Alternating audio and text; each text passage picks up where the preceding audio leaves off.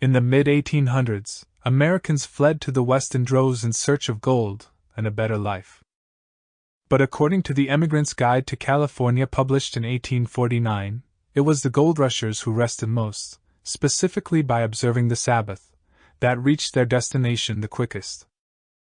As the guide shares, those who laid by on the Sabbath, resting themselves and their teams, reached gold country 20 days sooner than those who traveled 7 days a week. The gold rusher's example illustrates a fascinating paradox. Oftentimes rest is the most productive thing we can do.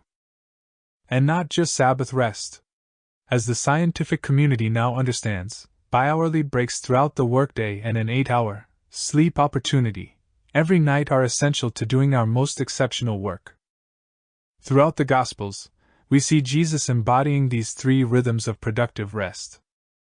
He offered restorative breaks to his disciples as they worked, he fought for sleep, and he reaffirmed the goodness of Sabbath.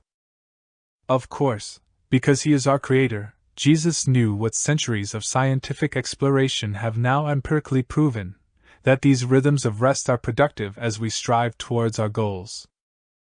But Jesus also undoubtedly knew something science may never be able to prove, that rest is also productive for our souls.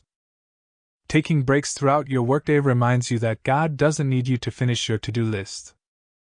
Getting a full night's sleep reminds you that God is the only being who neither slumbers nor sleeps, and thus doesn't need you or me to keep the world spinning. Sabbath reminds you that, in the words of N.T. Wright, all time belongs to God and stands under the renewing lordship of Jesus Christ. These truths bring us to the 6th principle we need for redeeming our time. Principle 6. Embrace productive rest.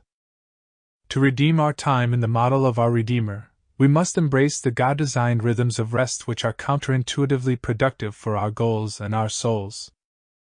How practically do we incorporate these bi-hourly, nightly, and weekly rhythms of rest into our modern lives?